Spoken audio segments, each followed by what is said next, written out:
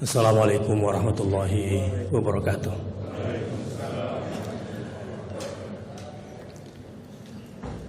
Alhamdulillahil karimir rahman, 'allamal Qur'an, khalaqal insan, 'allamahul bayan.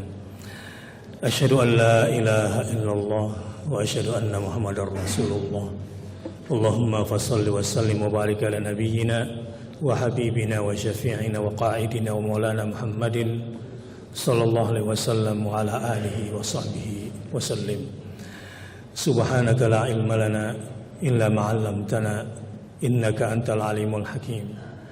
Subhanaka la ilma lana illa ma 'allamtana innaka antal alimul hakim. Subhanaka la ilma lana illa ma 'allamtana innaka antal alimul hakim. Rabbi zidni ilma. Inna salati wa nusuki wa mahyaya wa mamati lillahi rabbil alamin. Mudah-mudahan surah Al-Fatihah yang kita tadabburi pada hari ini memberikan terang jalan hidup kita semua, menguatkan kembali prinsip-prinsip hidup kita semua, dan mudah-mudahan cahaya Al-Quran dalam bentuk rahmat Allah Subhanahu wa taala menyinari kita dalam kehidupan dan keluarga serta tugas-tugas kita.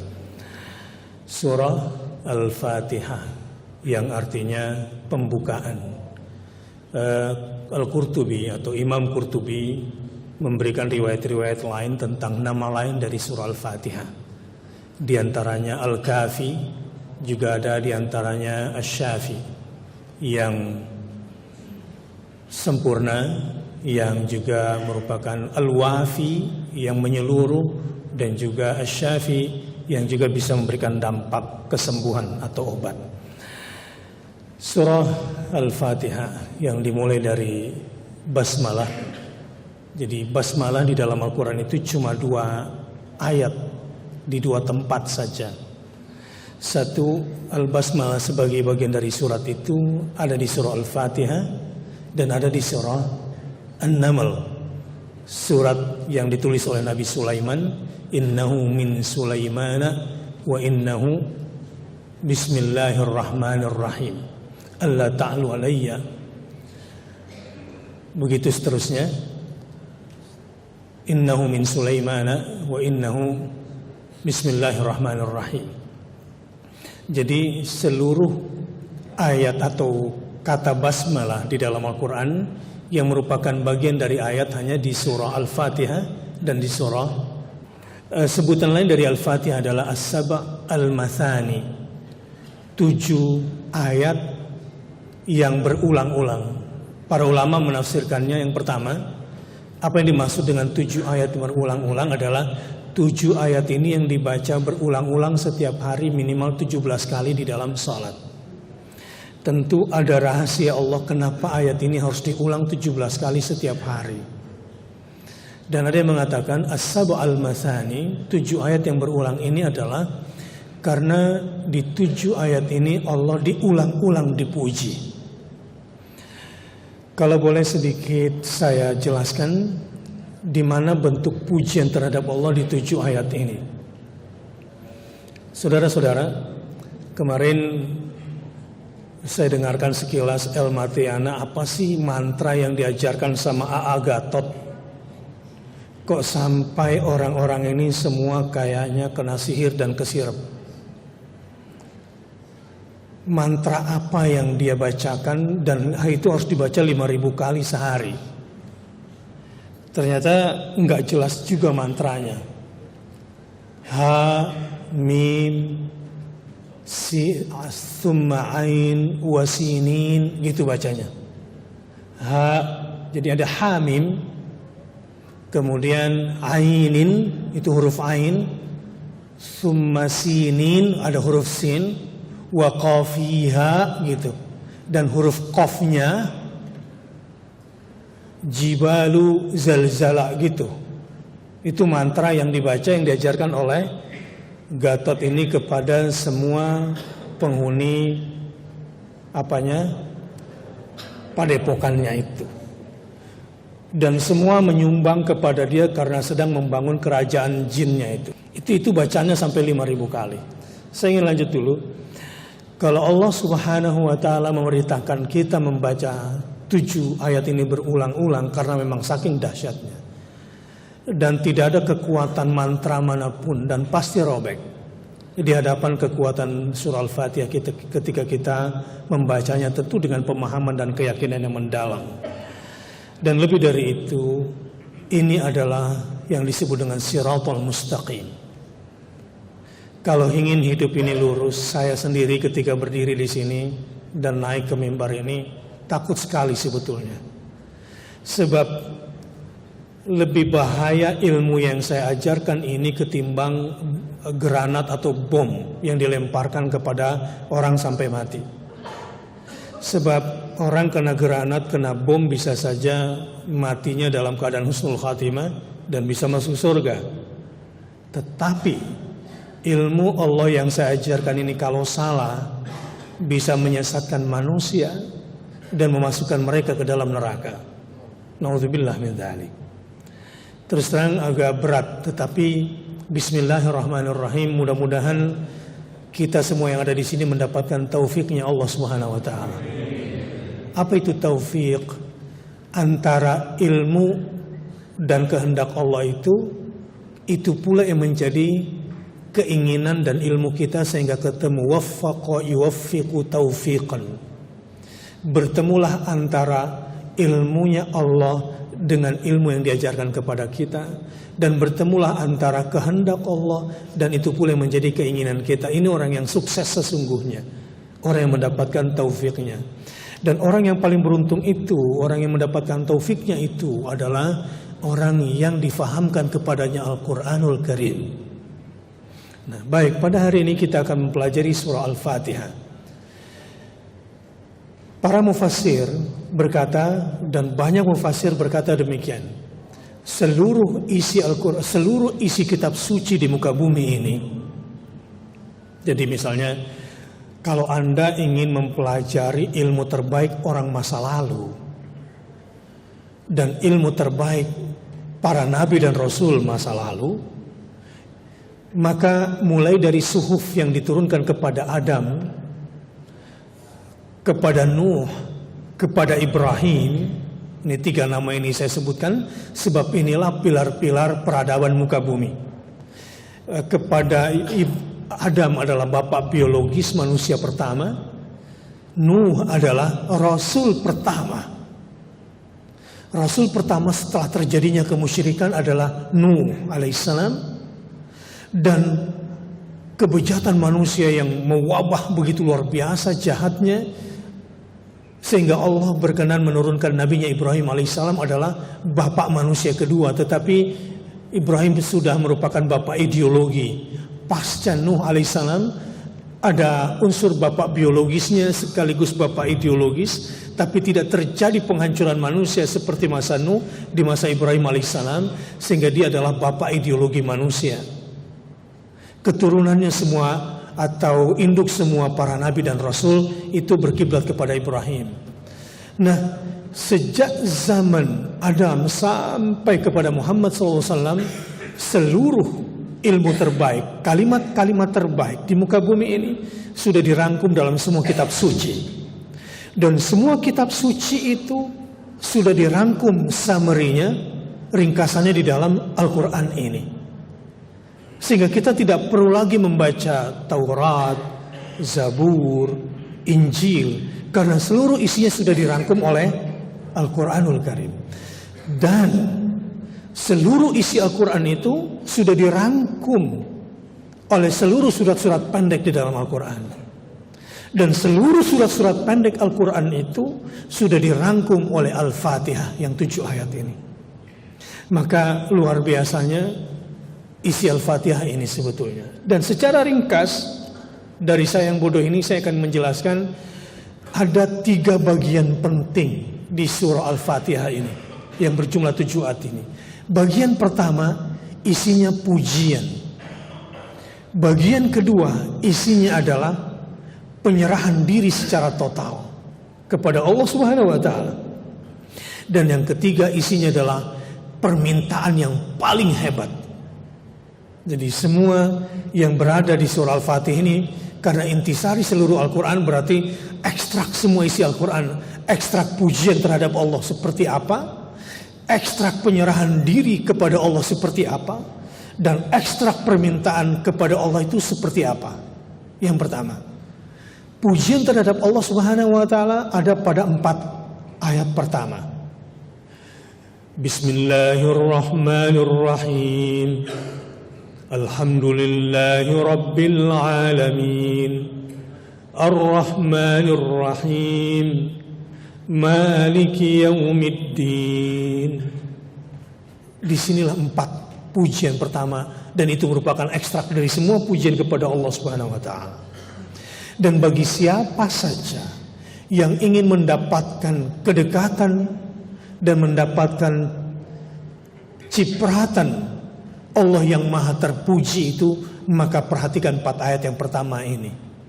Yang kedua adalah penyerahan diri secara total. Apa itu? Ada pada ayat 5. Iyyaka na'budu wa iyyaka nasta'in. Ini hakikat penyembahan dan penyerahan diri secara total kepada Allah Subhanahu wa Ta'ala. Masya Allah, beruntunglah orang yang dianugerahkan karunia taufik bisa menjalani hidup beriyyaka na'budu wa iyyaka nasta'in secara komplek. Baru bisa mendapatkan apa yang dimintakannya itu pada ayat 6 dan 7. Inilah sebetulnya permintaan orang paling hebat muka bumi. Di sini rahasianya kenapa para nabi dan rasul itu sering berdoanya dengan Rabbana. Jadi alhamdulillahi Rabbil Alamin. Nanti saya akan jelaskan secara ringkas di pertemuan yang singkat ini. Permintaan yang harus dan paling dibutuhkan oleh manusia sebetulnya, jamaah rahimakumullah, ada pada ayat 6 dan 7. Ihdinas siratal mustaqim. Itu permintaan yang seharusnya paling tinggi kita minta. Kalau ingin hidup ini selamat, bahagia, sukses, sekaligus mulia, ihdinas siratal mustaqim. Bahkan didetailkan di sini siratal mustaqimnya itu yang seperti apa karakternya. Seperti apa karakternya? Siratal ladzina an'amta 'alaihim ghairil maghdubi 'alaihim waladdallin. Amin. Barang siapa yang aminnya seusai membaca Al-Fatihah berbarengan dengan aminnya para malaikat, maka diampunkan semua dosa-dosanya. Semua dosanya yang lalu. Ini saking dahsyatnya surah Al-Fatihah, dan saya takut sekali sebetulnya menyampaikannya, dan mudah-mudahan Allah berikan taufik kepada kita semua. Dan saya pasti banyak salah, tapi mudah-mudahan dengan perantaraan malaikat-malaikat Allah, bapak-bapak dan ibu-ibu semua, difahamkan surat Al-Fatihah ini. Karena bukan saya mengajarkan Quran di sini, bukan. Ar-Rahmanu 'allamal Quran. Kalau Allah berkenan sebagai Ar-Rahman pada saat ini mengirimkan malaikat rahmatnya kepada bapak dan ibu, maka bapak ibu adalah orang yang paling beruntung pada hari ini. Jika difahamkan surah Al-Fatihah. Pertama, apa isi 4 pujian yang pertama ini? Jadi metode saya dalam menjelaskan ini barangkali secara ilmu logika itu dari makro ke mikro, minal kulli ilal juz'i, pembahasannya supaya di dalam waktu yang singkat ini keluar dari sini mendapatkan banyak bekal insya Allah. Jadi saya mungkin tidak terlalu masuk kepada pelik-pelik tafsir, apalagi belum makan siang seperti ini agak berat dimasukin tafsir. Sekarang bagaimana caranya Pak Ustadz dalam waktu singkat saya keluar dari sini, saya bisa mendapatkan keberkahan dan rahmat dari surah Al-Fatihah. Ikut saya. Yang pertama adalah Bismillahirrahmanirrahim. Bi dengan, ismi nama, Allah Allah, yang pakai alif lam, Ar-Rahman sekaligus yang Ar-Rahim. Jadi terjemahan saya ini sudah merangkap tafsir. Setiap kata bahasa Indonesia yang saya terjemahkan tadi itu sebetulnya mengandung tafsir. Bi dengan, maksudnya aku memulai. Setiap kita bilang bi sebelum ismi, artinya aku memulai. Dan aku memulakan segala sesuatu yang baik dalam hidupku, itu arti bi. Jadi mulai sekarang, kalau bilang bi, maka yang terbetik di dalam benak adalah aku memulakan segala sesuatu yang baik dengan, itu maksudnya. Silakan diulangi, bi. Aku memulai segala sesuatu yang baik dengan, itu maksudnya ketika bilang bi. Jelas? Ismi dengan nama. Yang disebut ismi di sini karena dia mudhaf kepada Allah, dia bentuk tunggal, ismun, dan ini nakirah, tidak ma'rifah, artinya kalimat ini bentuk tunggal dalam bentuknya yang umum dan dilekatkan kepada Allah, dimulai dengan isim. Ini artinya semua asmaul husna. Semua asmaul husna itu Allah sudah ringkaskan dengan satu kata isim di sini. Sehingga yang terbetik di dalam benak adalah aku memulai segala perbuatan baikku dengan menyebut namamu. Nama yang mana? Semua namamu. Itu yang kita adakan di dalam benak kita. Berapa sih namanya Allah? 99. Itu yang wajib kita ketahui. Sebetulnya asma Allah itu tidak terbatas jumlahnya. Kok nggak terbatas? Bukannya 99 Ustaz? Bukan. Sebagaimana halnya jumlah Nabi dan Rasul yang wajib kamu ketahui. Malaikat itu 25, tapi apa ya 25 malaikat? Tidak, tak terhingga. Jumlah Rasul, waduh, Nabi saja itu lebih 700, ada yang disebutkan namanya dan ada yang tidak disebutkan namanya di dalam Al-Quran. Kalau kita katakan Asmaul Husna cuma 99, betapa terbatasnya dirinya Allah Subhanahu wa taala. Padahal Allah Subhanahu wa taala itu wala yuhituna bi syai'in min ilmihi illa bima syaa. Tidak akan pernah ada orang yang bisa meliputi dirinya Allah Subhanahu wa taala. Jadi berapa Ustaz jumlah Asmaul Husna itu? Tidak terhingga. Apa dalilnya? Dalilnya adalah ada sebuah doa yang diajarkan oleh Rasul.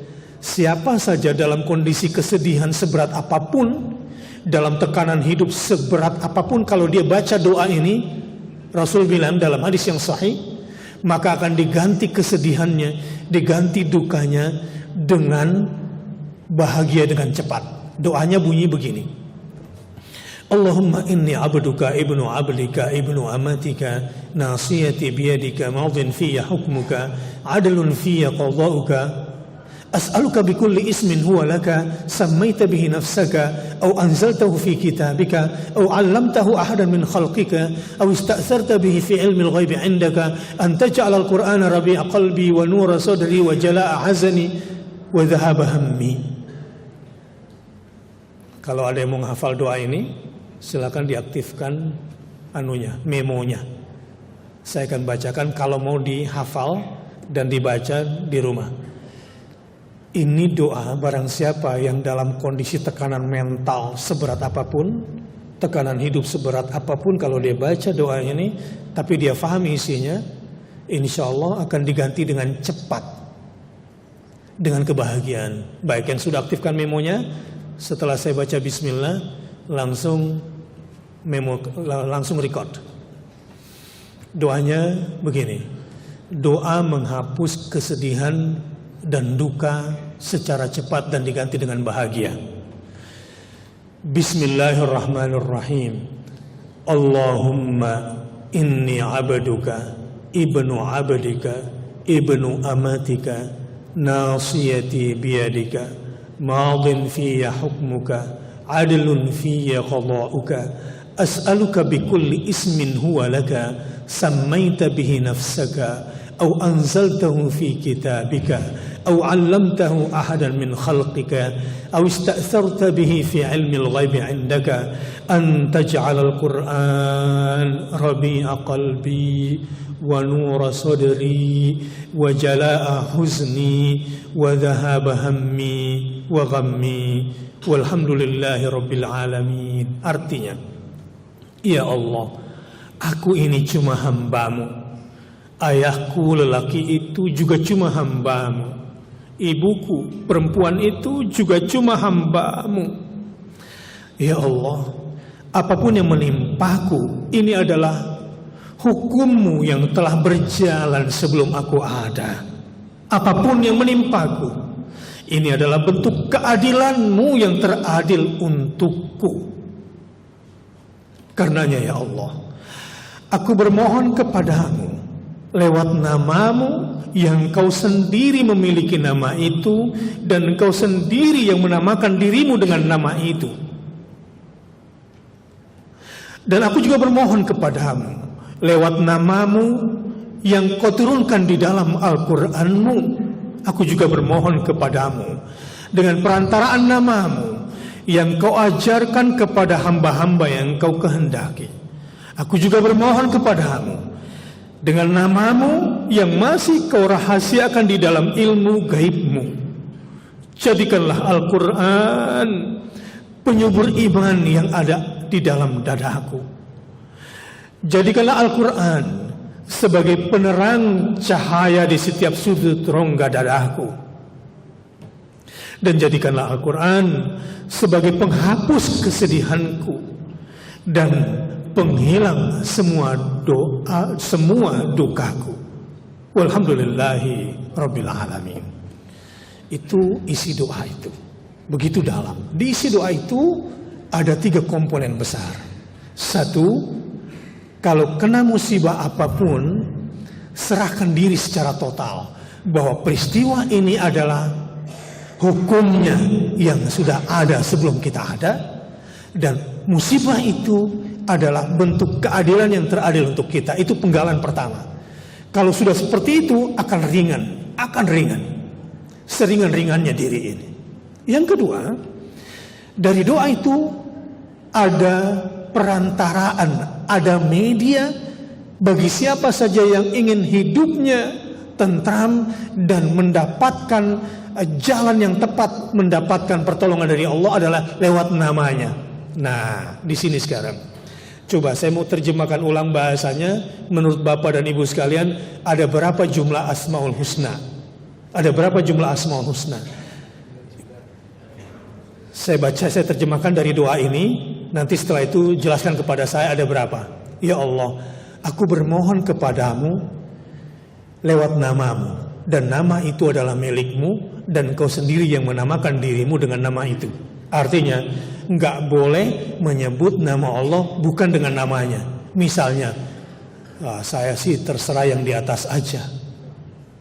Pernah nggak Allah menyebut namanya seperti itu? Nggak boleh sembarangan. Panggil Allah sesuai dengan namanya. Ini password. Ini password. Bayangkan Anda pergi ke ATM, ada uang di dalamnya tapi nggak benar passwordnya. Kira-kira bisa dapat nggak? Nggak akan dapat uangnya itu. Orang yang tidak menyebut nama Allah dalam meminta segala sesuatu nggak dapat apa-apa. Karena semua ini bermula dari namanya. Nah sekarang jumlahnya. Aku bermohon kepadamu lewat nama-Mu yang Kau sendiri menamakan dirimu dengan nama itu. Aku juga bermohon kepadamu lewat nama-Mu yang Kau tuangkan di dalam Al-Quran. Asmaul Husna 99 itu tidak memuat nama Al-Hannan, Al-Mannan. Jadi yang 99 itu belum mencakup semuanya. Ada nama Allah di dalam Al-Quran yang tidak tercantum di dalam 99 itu. Baik ada yang di dalam Quran maupun yang ada di dalam Al-Hadis. Aku juga bermohon kepadamu lewat namamu yang kau ajarkan kepada hamba-hamba pilihanmu. Allahu Akbar. Bapak, Ibu, difahamkan oleh Allah satu nama saja. Satu saja. Nama Allah difahamkan kepada kita. Kita dipilih menjadi agen namanya di muka bumi ini. Itu sama halnya dibuka satu pintu surga buat Bapak dan Ibu. Kalau kita ke Masjidil Haram, itu kan ada pintu-pintu Masjidil Haram kan ada nama-namanya.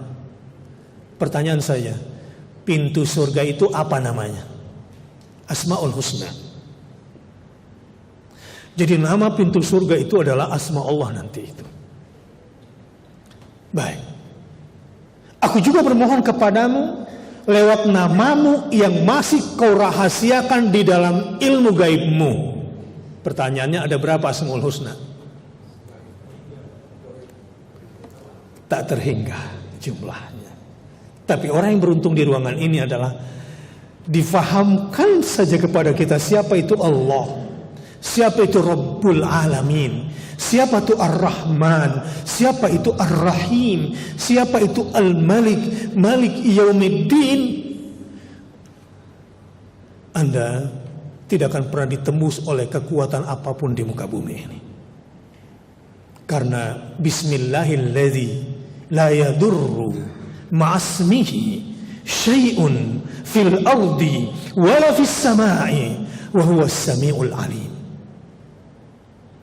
Dengan namanya, ketika aku sebut namanya dan aku mendapatkan perlindungan dari namanya, tidak akan pernah ada kekuatan yang bisa mencelakakan aku, baik kejahatan itu datang dari langit atau datang dari bumi. Bapak, sebagai seorang polisi tentu banyak sekali ancaman. Saran saya, minimal 3 kali di waktu pagi sebelum berangkat ke kantor, baca ini. Bismillahilladzi la yadurru ma'asmihi syai'un fil ardi wala fis sama' wa huwas sami'ul alim. Dan itu lifetime-nya hanya sampai menjelang matahari terbenam. Lifetime itu, doa itu, Bapak mungkin punya kekebalan harus tetap pakai rompi anti peluru, tetap. Tetapi rompi anti peluru itu terlalu gampang ditembus oleh kekuatan gaib. Pusat sistem jantung kita alladzi yuwaswis fi sudurin nas itu gampang dikendalikan itu. Wujud kita sebagai manusia, tapi sistem hati kita sudah dikendalikan oleh setan, sehingga tangan kita ini, pistol kita ini bukan mengarah kepada kebatilan, bisa kemana-mana larinya. Nanti sore baca lagi itu 3 kali. Bismillahilladzi la yadurru ma'asmihi syai'un fil ardi wala fis sama'i wa huwas sami'ul alim. Tapi kalau mau totally protectionnya itu adalah baca a'udzu bikalimatillahi tammati min syarri ma khalaq. Itu baca 3 kali juga di awal pagi dan di awal sore.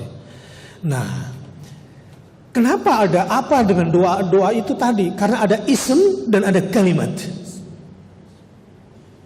Ada ism, ada kalimat. Saya bilang begini, itu Gatot Brajamusti dengan kekuatan apapun. Saya bilang kalau pasien-pasiennya ini semua membaca asma Allah itu robek semua, itu nggak akan mampu melawan, nggak akan kuat. Yang mengerikan sekarang ini prostitusi anak ya. Ternyata data KPAI barusan saya ngobrol, di Jawa Barat saja sudah 13.000 anak pelaku korban disodomi itu. Dan ini besarnya mereka akan menjadi epidemi. Anak-anak kita pun kita lindungi. Saya biasanya kalau keluar rumah ya, lindungi juga anak kita, Pak. Kan biasanya begini, orang jahat itu memang tidak bisa menyerang kita, tapi akhirnya nyerang keluarga kan, nyerang istri, nyerang anak, nyerang suami. Makanya kita juga harus lindungi mereka. Misalnya dengan berkata u'idzuka. Kalau ke istri u'idzuki bikalimatillahi tammati min syarri ma khalaq. Dan ini adalah sebuah kekuatan yang Allah berikan dan ajarkan kepada kita semua. Tapi substansinya, bahwa siapa saja yang berlindung kepada Allah, memulai segenap pekerjaan dengan menyebut nama Allah, maka dia akan mendapatkan pertolongan dari Allah Subhanahu wa ta'ala. Misalnya masalah jabatan, masalah positioning. Jangan kehilangan arah. Orang yang nyogok supaya jabatannya tinggi, percayalah, tunjangan jabatan selama dia menjabat itu haram semua. Mungkin gaji pokoknya halal.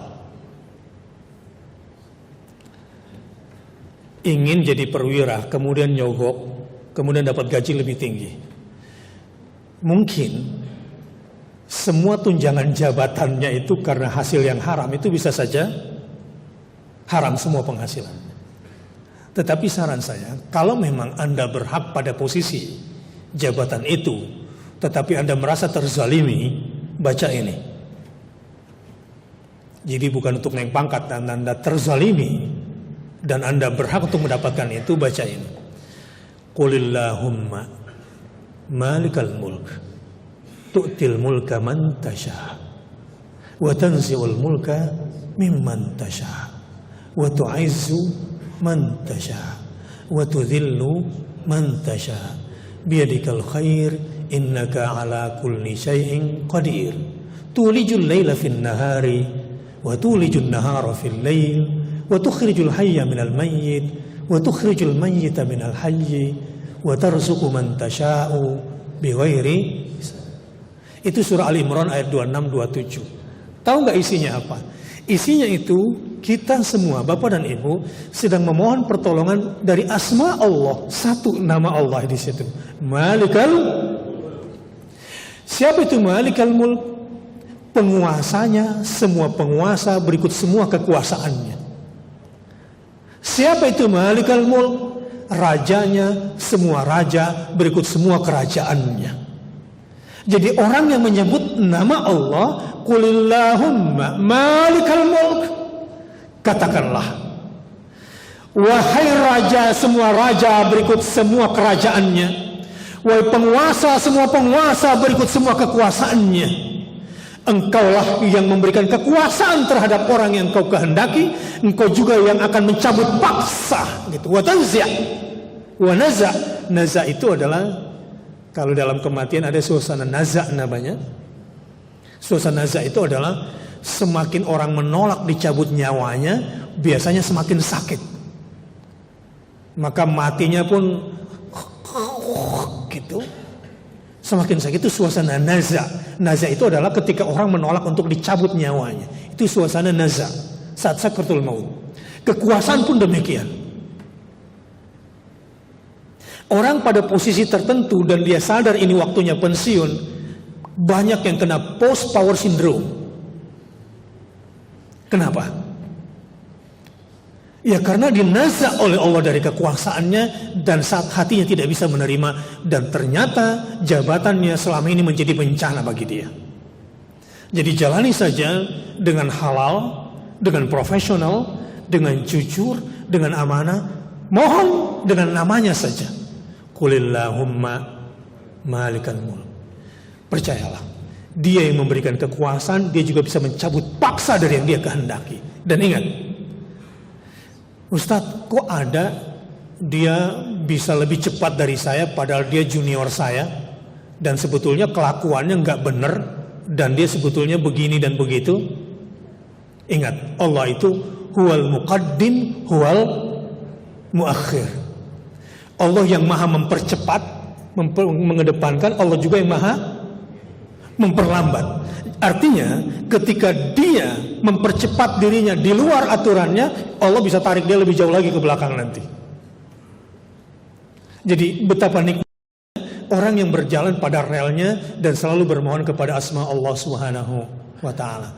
Jadi sebetulnya keterangan ini hanya untuk menekankan kepada jenis keimanan kepada Allah dalam bentuk asma wa sifat. Jadi tadi sepanjang penjelasan saya sebetulnya saya sedang menanamkan sebuah disiplin ilmu yang namanya al-iman bil asma wa sifat. Saya sedang menanamkan sebuah konsep ideologi mengimani nama dan sifat-sifat Allah Subhanahu wa taala.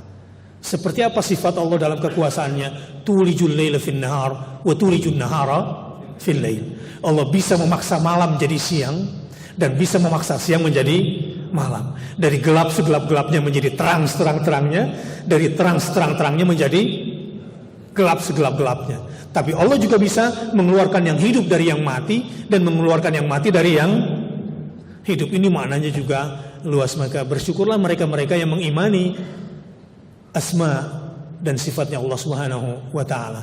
Sudah jam 1. Penjelasan saya baru pada bismi.